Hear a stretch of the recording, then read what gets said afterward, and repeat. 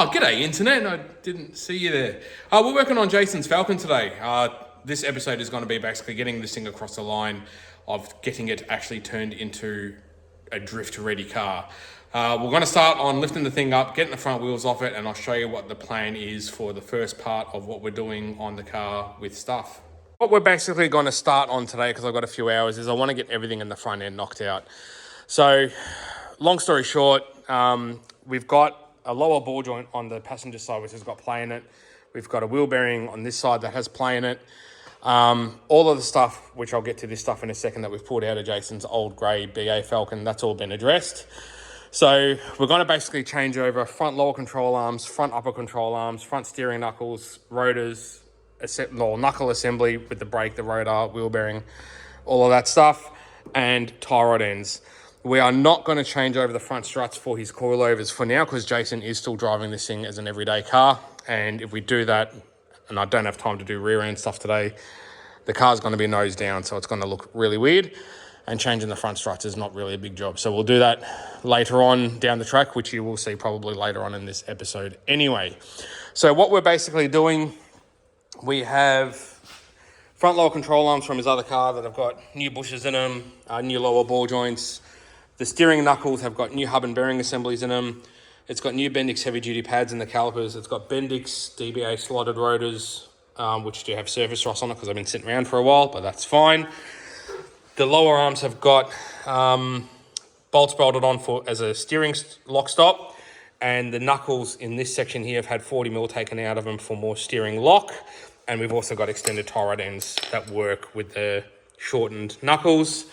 As far as the upper arms go, they've been re-drilled, and I've welded on washers on them, which gives the thing more camber as well. So we're going to go through and get all of this stuff changed over. So that'll be the front end done with the exception of the coilovers. So let's just get into it. We're going to go through and start blowing all this apart. If you want to see all of this stuff in more detail, again, I'll drop links in the description below so you can see how we did it all on the previous build. But yeah, we're basically going to go through and just start stripping all of this stuff out, get it all out of the way. I'm just going to blow through it all and not film too much of it because it's all been documented before. And we'll probably touch back in with you once we got it all apart. So like 20 minutes in and blowing it apart pretty quickly. Knuckles are undone from the upper ball joints. Lower strut bolt is loose. Sway bar link is off. Brake caliper line is off. The brake hose is off. Tie rod ends are off. This is all both sides. We've removed all the nuts from the lower arms. Now, because Ford in their ingenuity designed this like this, you can't actually pull the lower arms out because it hits the stud for this cross member. There is nothing attached to this cross member up top. It normally just, the only things that connect to it are brackets for the power steering lines and automatic transmission cooler lines, which this is a manual, so it doesn't have. And we've already done the power steering cooler and done new soft lines on that. So yeah, so basically what we'll do now is we'll undo these 4 nuts, so 2 on this side, 2 on the other side, and drop this K-frame down. And then all that's left is just this bolt here, through here, and the strut bolt. So let's get it done. Got pretty much all the old stuff out of both sides with the exception of the upper arm, which is still in. So got everything out in that regard. Everything's just sort of chilling there. Got the lower K-frame there. So we're going to go through now and reassemble everything to get it back to sort of fairly complete with the exception of attaching the upper ball joint. And then we'll swap the upper arm over. But we'll go through and get all of this stuff back together first. So we are getting there with the front end stuff. Everything is sort of in and tight with the exception of the brake line. But we've got the sway bar links tightened. We've got the lower strut bolts tightened. The lower control arms tightened. Cross member back in, nuts tightened on them. ABS sensors are in. One thing you do need to do though to tighten up the lower strut bolt and the lower control arm pivot bolts is you do need to get the thing roughly at ride height. So we've done that side. We'll wind this up a bit and do a final tighten on them. And then once that's done, bust out the upper arms. So you know that thing I sometimes do that I've apparently now done where I go ahead and finish things? So that's what we've done.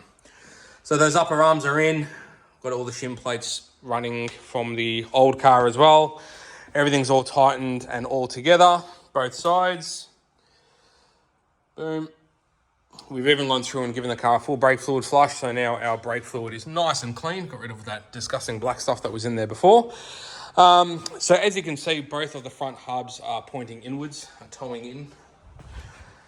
That's because everything is all a mile out on the alignment wise. Once we get all the coilovers and everything in it, we will give the thing a proper alignment. But for now, I'm just going to give it a string line alignment. So that basically means put the front wheels on, and then we'll run a string line between the center of the back wheels and the center of the front wheels, and we will wind the tie rods into the tie rod ends until we basically get it flat on the front and back edge of the wheel. Yes, that is not going to be correct, but it's going to be okay just for the next week or so till we can get the coilovers in it and get it properly aligned. So we'll do that now and move on to the next job. So for now, front end side of things is done. We've got the wheels on, we've done that string alignment. So I basically had that. It's running through the center of the back wheel back there. And I was just basically touching it against the mud flap there and then taking a measurement between the string in the back of the tire and a string in the front of the tire. Yes, I do know that when the car gets dropped down on the ground, all of that stuff does change. This is literally, as I said before, just so you can drive the thing to and from work a few times over the course of the next week before we get the rest of the suspension in it. Anyway, we're going to drop it down, get it on the ground, move it forward, and show you the next couple of things we're going to do. We've moved the thing forward and jacked the front up off the hoist, and the reason is because I need to open both the front doors to do what I'm about to do next. And that basically is two things, one on either side of the car. Passenger side, we're going to mount the fire extinguisher to the side of the trans tunnel like it was in the other car. Going to be using some M6 bolts and nuts to do that.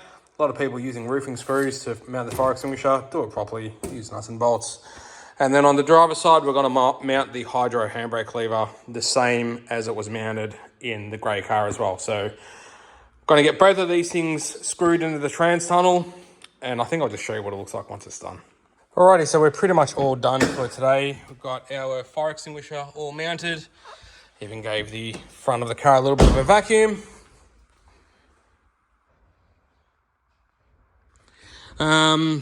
And we've got the hydro mounted. So that's all secured in, held in with 3 bolts down there that you can't really see. And I've also drilled a hole in the floor for the hard line to go through, which we'll do down the track. So that's all good. Misses the factory handbrake. So that's all good. It gets a little bit close to the steering wheel, but once we change that steering wheel with his aftermarket one, that'll fix that problem. So yeah, so that's all good. I'll call it there for today. It's been a fairly productive day, so that's all good. Just going to take it for a little bit of a test drive and that's it. I might jam the hard line through the floor and connect it to the hydro if I can be bothered, I don't know. But then we'll hook it up when we do the K-frame stuff down the track. Still got a fair bit to go on this thing, but you're probably going to see that right about now. Morning, we are back working on the red BA again with Jason. Hello. Let me show you what we're doing. Good to be turning spanners again with old mate Jace. It's been a little bit too long. So we're about a week since we worked on this thing last. Jason's been dialing the thing. And all in all, most things have been going well. A couple of little things have reared their ugly head. So we have a noise coming from the engine bay.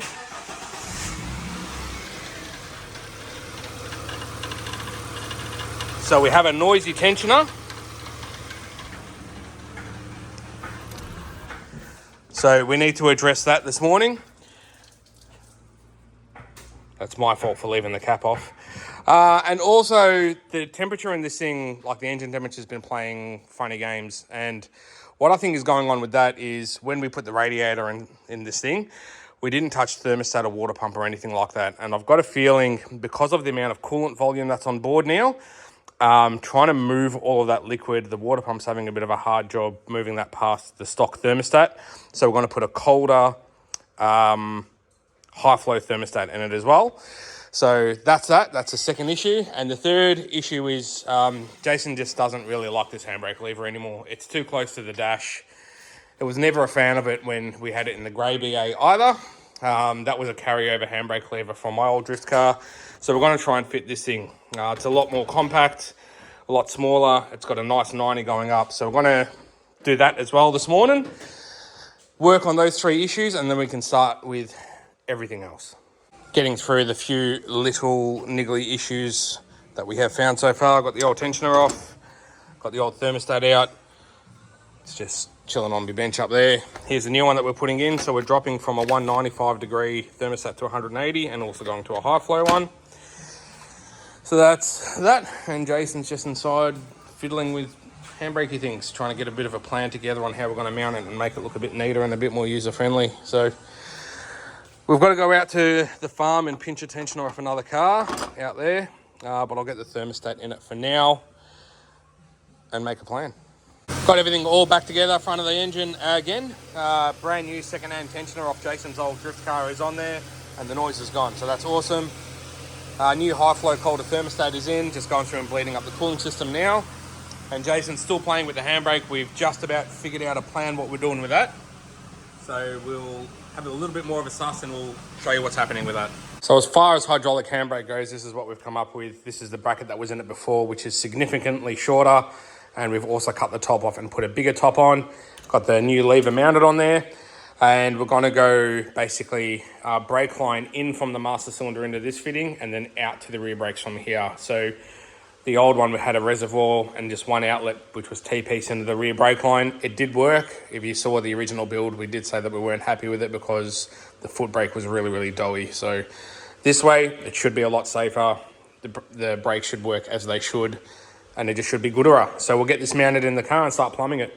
We've got old mate up on the hoist just to show you how we've done the hydro. I'm going to apologise to you in advance. It's not pretty. I was working with what I had in stock as far as fittings and hard line and stuff goes, but it works, so it's going to be good enough, and we can always make it prettier down the track.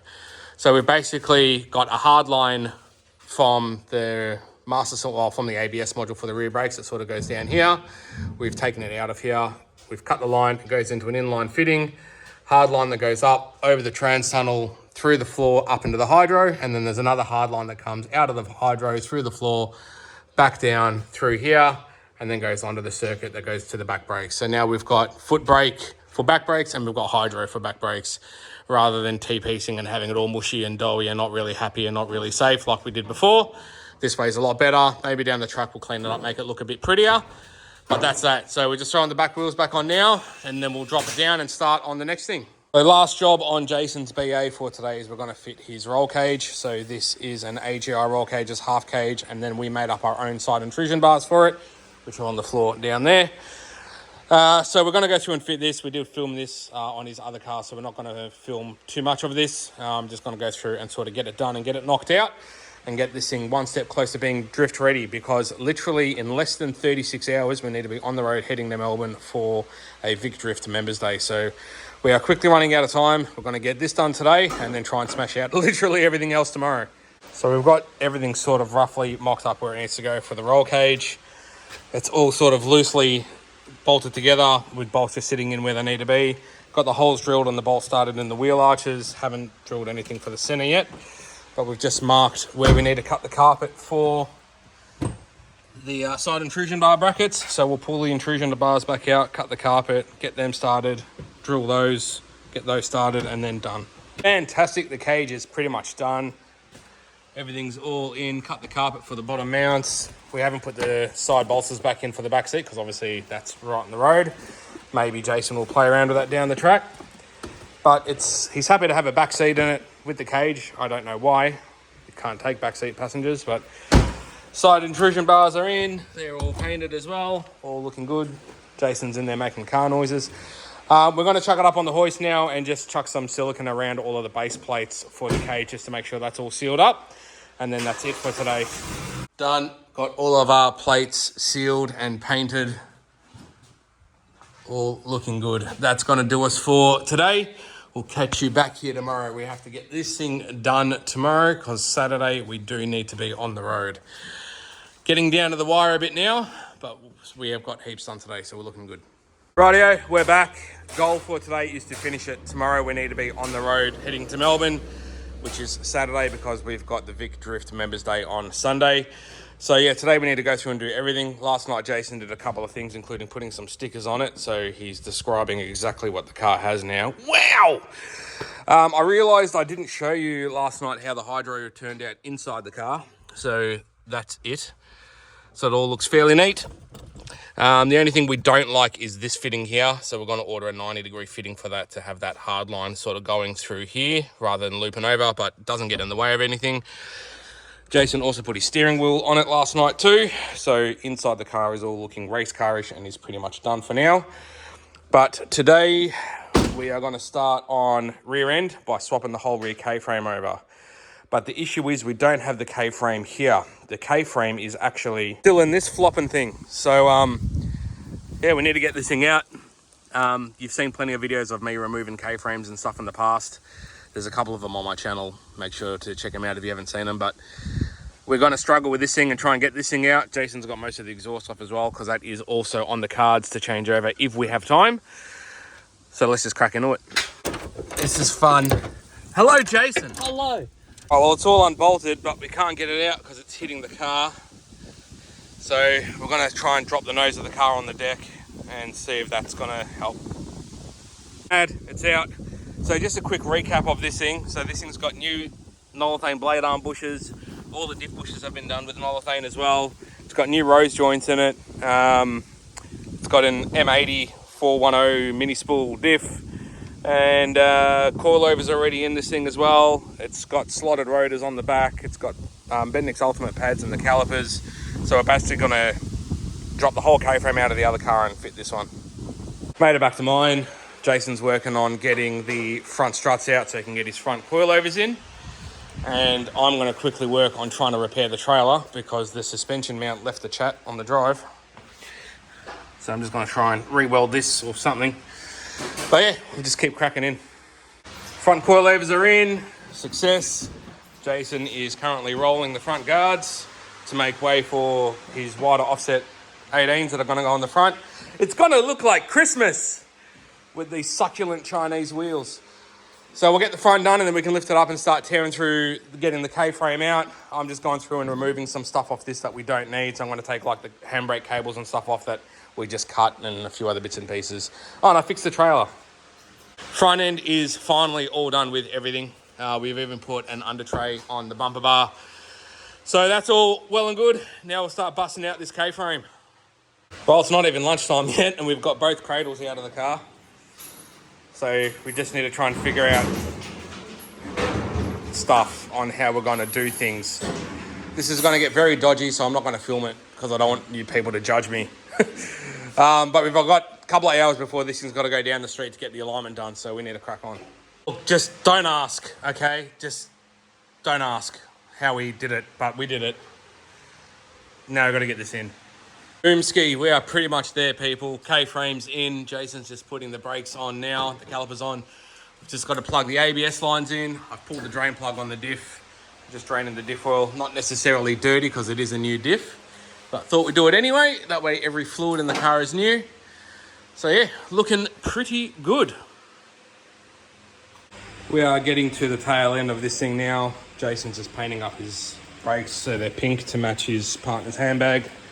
And we're going to go through and start ripping the exhaust off. We've already ripped the sort of center section off, which is just sitting in the trailer. And we've started unbolting the manifold. So then we can go through and fit Jason's extractors, which are on the floor down here. And then we can rip the rest of the exhaust off and fit it, which is on the floor down there. And we're running out of time because it is going for an alignment in about 45 minutes. So we need to crack on. Fantastic, extractors are on. So now we'll lift it up, do the rest of the exhaust. We are all done, guys. Everything is finished as far as this thing is concerned, except for a few small details, which we'll address tomorrow morning. But the exhaust is all done. Just gave it a very quick squirt of paint and even had a spare 5 minutes to give it a set of Bluetooth blasties. Look at that. So we'll just drop this thing down now, see how it looks and get it down the road. Tomorrow morning, there's still a few things we need to do, like prep that thing. Still haven't touched that. But yeah, let's just get this thing on the deck and see how she looks. Well, we've managed to transform the worst painted BA Falcon in Australia into a drift car. Will you look at that? I actually sort of like the fake blasties. They look good. All right, let's get this thing down the road. Jason, what do you think? Needs to be lower. Anyway, we'll see you down there. All beans, we've made it down to get the alignment done. Rick's been kind enough to stay open late for us to get this thing knocked out. So tomorrow we'll just finalise a couple of little details and we'll see you guys at Calder Park, where I'll start filming the next video of this, where we actually take this thing down and start testing it on track. Thank you so much for watching this build series. I hope you enjoyed it. If you want to see more, don't forget to like and subscribe. And until I see you in the next video, be good to yourselves and each other.